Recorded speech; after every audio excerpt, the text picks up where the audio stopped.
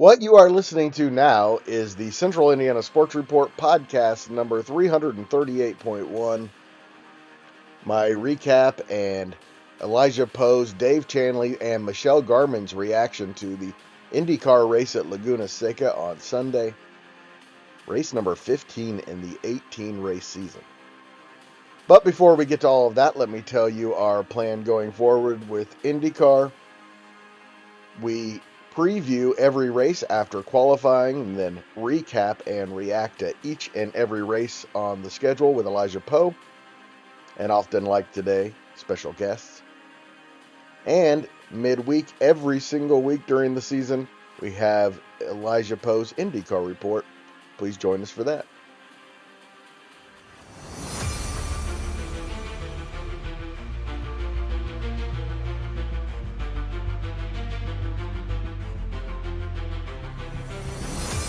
You're listening to the Central Indiana Sports Report with your host, Greg Mengelt. Welcome, IndyCar fans, to the Central Indiana Sports Report. Coming up in just a moment, we have Elijah Poe's, Dave Chanley, and Michelle Garmon's reaction to another Alex Palou victory Sunday at Leguna Seca. But before we get to that, here's our rapid recap. Susie, we said this later on the reaction portion of this podcast, but the fact that Alex Palou's won 8 of the first 15 races this season is incredible unto itself. But how great the competition has been this year, unlike any time I've ever seen in IndyCar history. And he's still finding a way to be the dominant car out there. Unbelievable performance again today. 2 late yellow flags put Palou's lead that he had all day in jeopardy. Instead, he just drove away from the field both times, won by more than 4 seconds, beating Christian Lundgaard to the line. Again, race win number 8. He is now tied with Al Unser Jr.'s 1994, Michael Andretti's 1991, Tony Bettenhausen's 1951 for 4th most wins all time. 1 win away from Al Unser Sr.'s 9 wins in 1970, Mario Andretti's 9 wins in 1969, and 2 wins away from A.J. Foyt's all-time record of 10 wins in 1964. What a year from Alex Palou. Awesome weekend, awesome year overall, but today was something else. It was super fun to be here. One of my favorite tracks for sure. Couldn't be happier right now. How were you able to re-strategize under those late yellows? Yeah, I mean, it was not easy. Like, we had to push. We had to try and be ready for those yellows. We knew that we were not on the best conditions on tires, especially the 26. I was waiting for him to come back at the end, but luckily we had enough pace to open a small gap and get the win. That was Fox's Georgia Henneberry on the interview. What a tremendous job Fox did today on its coverage. We won't talk about the pre-race being preempted by a women's European soccer post-game show. Maddening. Kind of shows you how seriously they take it. Anyway, 2 weeks from now, Palou will look for his 9th win at Portland. The final 2 races are on ovals at Milwaukee, America's oldest oval racetrack, and at Nashville to conclude the season. As I said earlier, Christian Lundgaard finished 2nd. His 5th podium finish of the year, but his first since Mid-Ohio when he had a season-high 2nd. Won't be long before we see that Dane in victory lane. Colton Herta finished 3rd at a track he's won twice. Pato O'Ward was 4th, but pretty much saw his championship aspirations go down the drain. Scott Dixon finished 5th after starting 19th. Callum Ilott finished 6th after starting 24th. Will Power was 7th, the top Penske finisher. Marcus Armstrong 8th, Christian Rasmussen 9th, Scott McLaughlin was 10th, and Joseph Newgarden 11th. Graham Rahal was 12th, followed by David Malukas. Connor Daly finished 14th, moving up 9 spots. And Alexander Rossi finished 15th, moving up 7 spots on the day. Kyle Kirkwood, after looking like he might contend with Palou for the championship just a couple of weeks ago, has fallen out of contention. He finished 16th. Rookie Louis Foster finished 17th, but he was up in the top 10 most of the day. Nolan Siegel finished 18th. He was the only driver to lead any laps besides Palou. He led 11. Stingray Robb was 19th. He moved up 7 spots. Devlin DeFrancesco was 20th. He moved up 7 spots. Robert Schwartzman was 21st. Santino Ferrucci had a late wreck, finished 22nd. Rinus VeeKay was 23rd. Felix Rosenqvist in the Grateful Dead tie-dye car was 24th. Marcus Ericsson finished 25th, and we're going to talk about this coming up in the post-race. Just an awful job by IndyCar not getting a yellow out after Ericsson spun and really put him in jeopardy. Again, that's coming up with Elijah, Dave, and Michelle. Louisville's Jacob Abel finished 26th, and Kiffin Simpson finished last. Palou led the final 58 laps of the race. There were 5 cautions for a total of 11 laps. On the first lap, Kiffin Simpson made a bad decision, let's just say that, and caused a collision with himself and Felix Rosenqvist. Lap 11, it was Jacob Abel on a solo accident. Looked like he might have had a mechanical issue going into turn 2. Rinus VeeKay and Kyle Kirkwood had contact on lap 26, an incident that really cost VeeKay a potential really good finish. Then came Ericsson's spin on lap 78, which we're going to talk about coming up. And then Santino Ferrucci did Santino Ferrucci things and had an accident on lap 85 with 10 laps to go that caused the final yellow. Again, Alex Palou pulled away from runner-up Christian Lundgaard with what seemed like very little effort. It is his year. For Elijah Poe, Dave Chanley, and Michelle Garmon's reaction to Laguna Seca. Please stay tuned for Elijah Poe, Dave Chanley, and Michelle Garmon's reaction to another Alex Palou victory at Laguna Seca.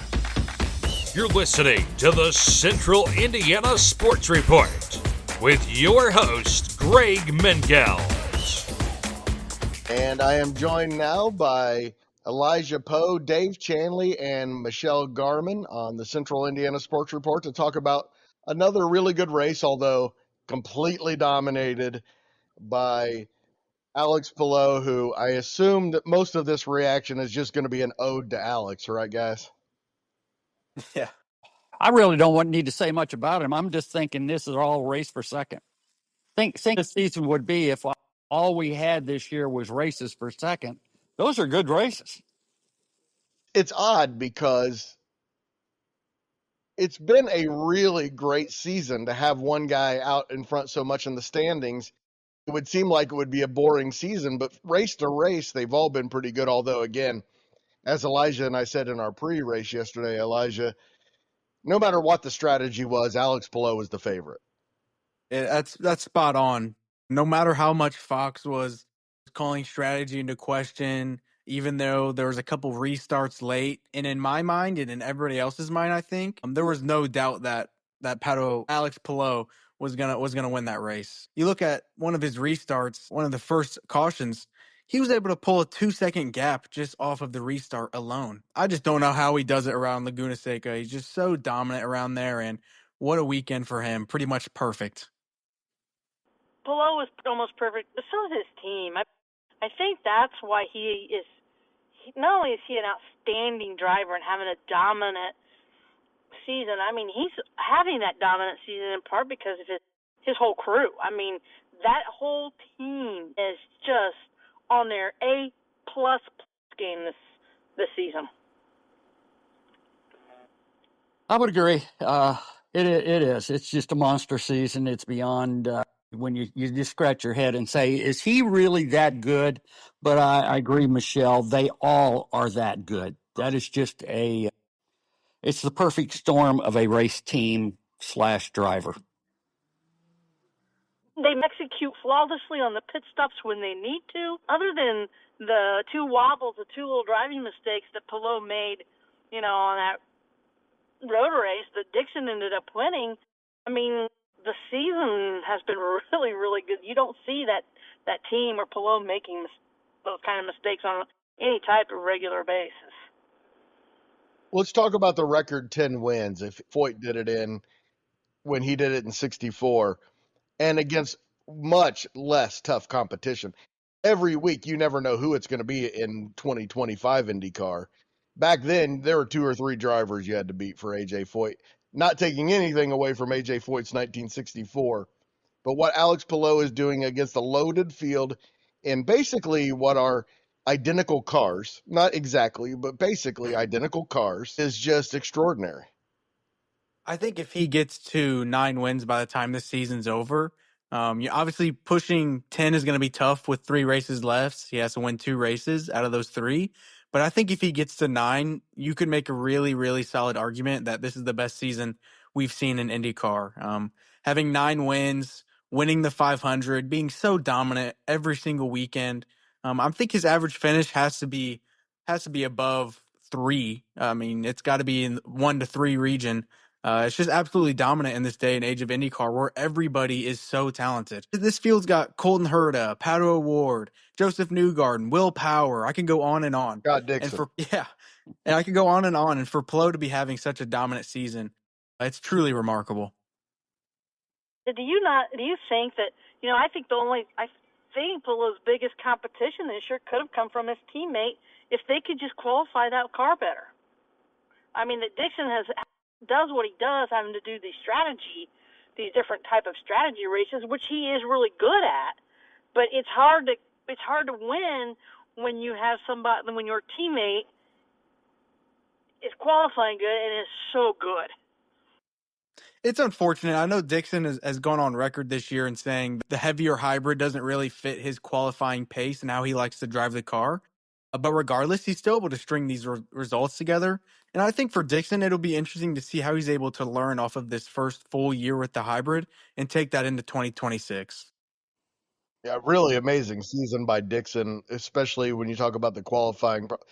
It's just during our text chain today, just next level. It's just what they've done. You talk about the 10 team with Palou and Franchitti and Juan Pablo Montoya and all the great drivers.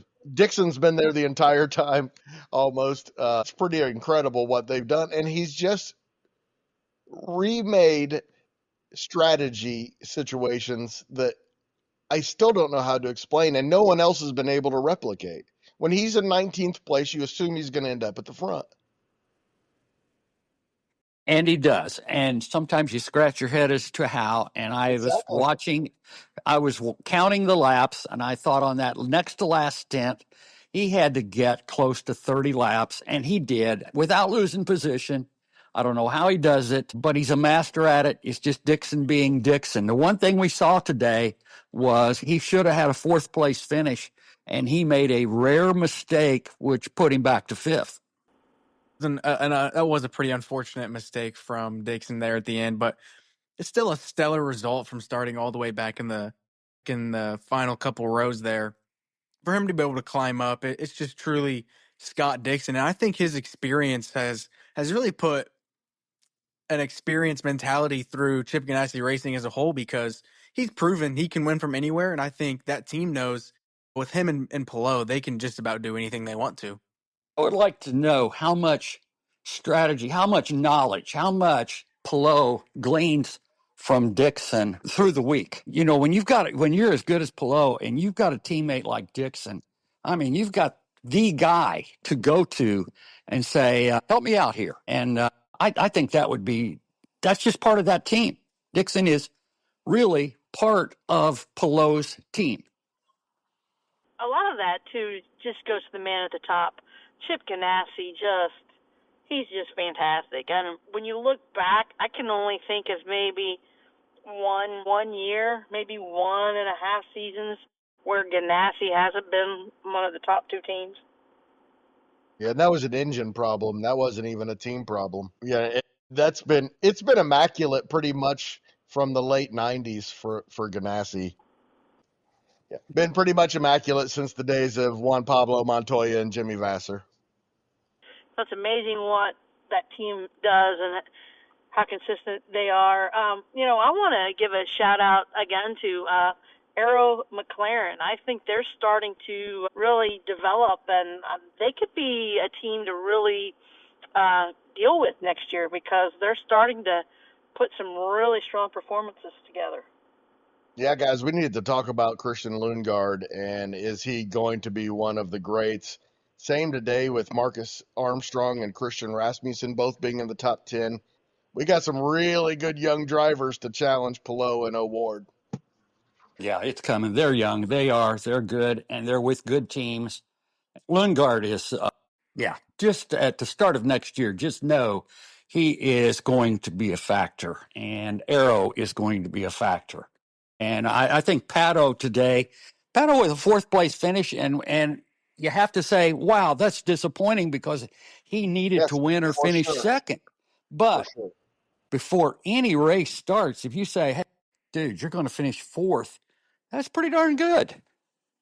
Yeah, Christian Lundgaard today, not to toot my own horn as well, but he was my That's dark right. horse for That's right. yesterday's pick. And Palou was your pick to win. But seeing Lundgaard really challenge Palou, and I thought his move on Herta into that final corner was so skillful. And Lundgaard has been a driver in this series that has had the skill, and I think that Arrow McLaren team has really put the confidence behind him with a really strong car, and he's looked absolutely great at some points this year. And he's had those little slip-ups, but every driver does. But like Michelle and Dave said, I think next year be on the lookout for Lundgaard and that Arrow McLaren team as a whole because they're going to be really strong. What they did was go out and hire a couple of really good young drivers to help out that organization. Yeah, and even Nolan Siegel led 11 laps today and Right. gave some good defensive moves on Palou there. I was a little surprised to see Siegel be so aggressive on some older tires, but he looked pretty strong up there for a little bit. I know he didn't finish the best, but regardless, he was up at the front getting good camera time. Definitely.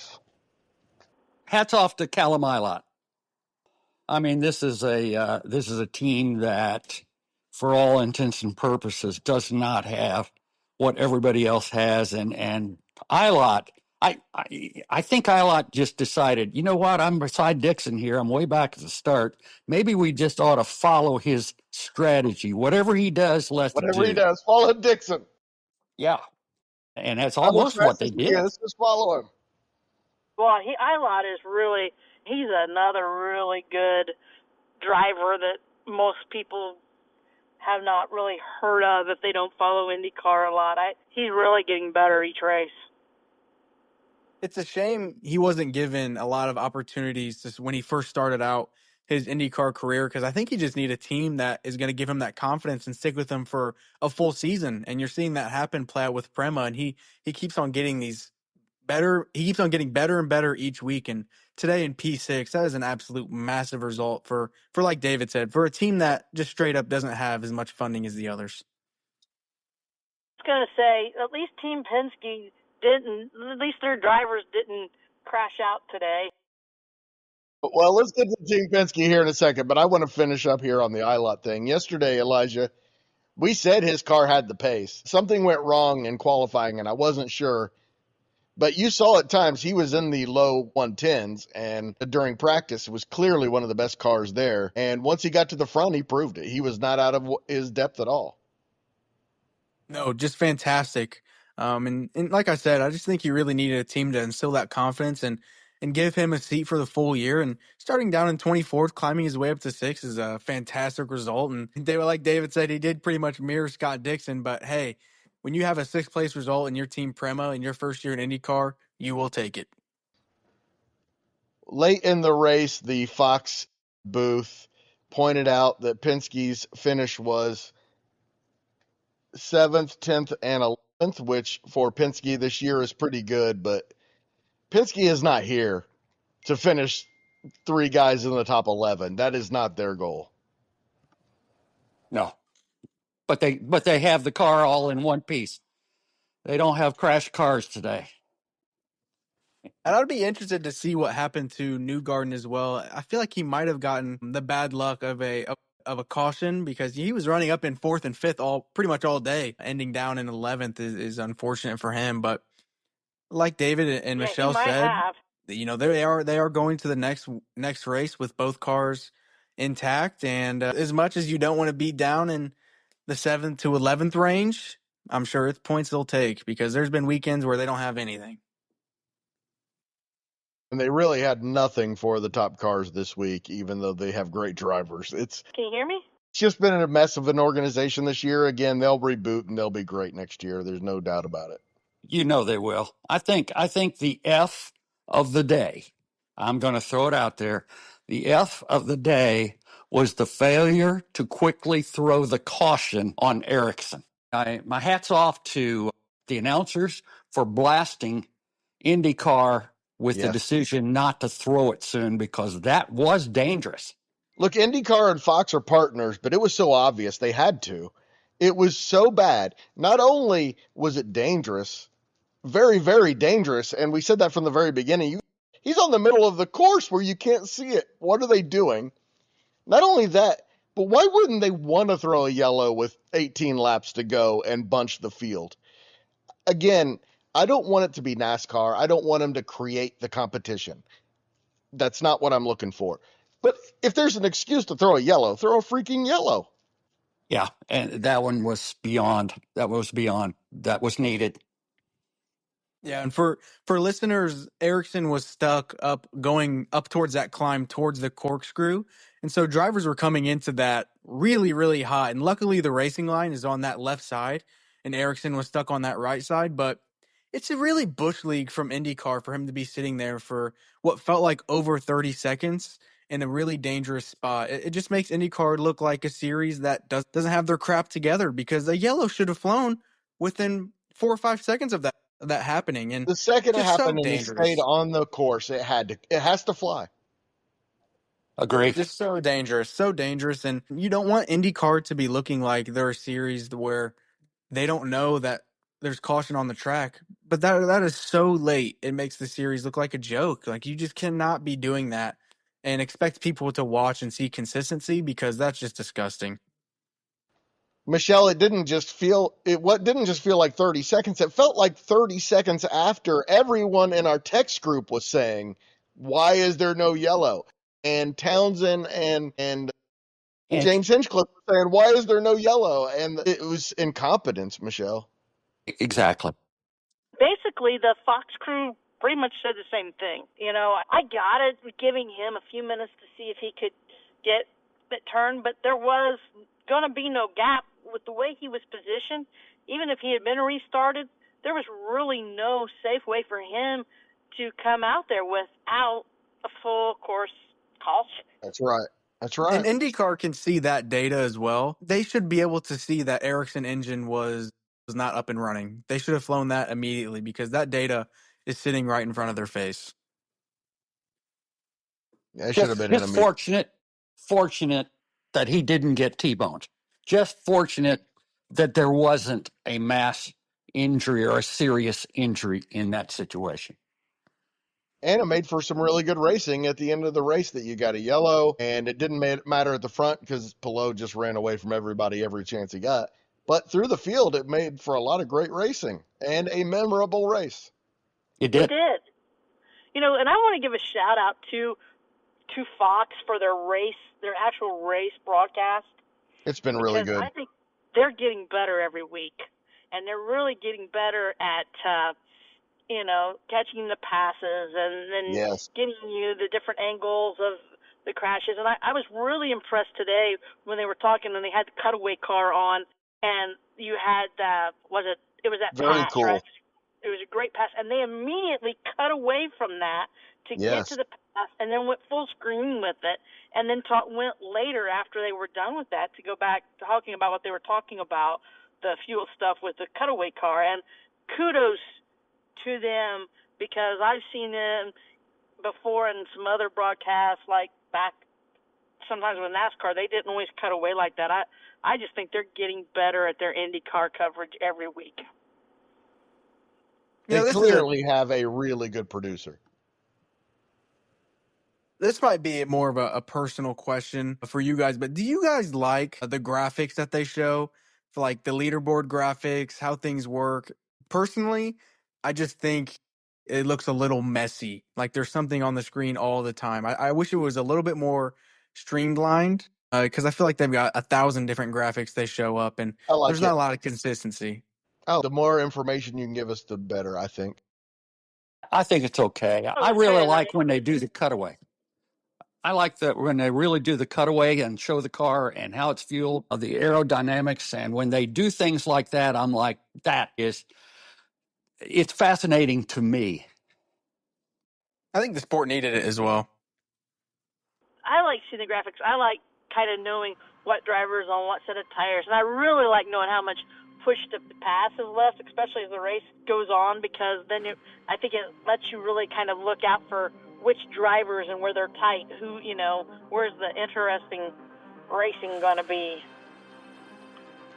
I also think the tire situation is interesting because every race on a non-oval race, it's all right. Is this race going to be a red tire race or a black tire race? It's just, and I don't think they totally know, but within a few laps, everybody knows. Okay, this is our strategy. This is what's going to be the tire for today. But you know what? I will say this: Palou has made every tire work. He's made every tire work Yes, he does. at every different point. It doesn't matter if he's in the lead. He does not lose. If everybody's on softs and he goes to hard, he's the only one out there on hard. He does not lose time. If he's on softs and the others are on hard, he does not lose time. No matter the strategy, it favors Alex Palou. Thanks so much to Elijah, Dave, and Michelle for joining me once again to talk some IndyCar. Always love it. And thank you so much for listening. Do us a huge favor and share this podcast with the IndyCar fan in your life. It will help us let people know that the Central Indiana Sports Report is here and talking about sports every single day.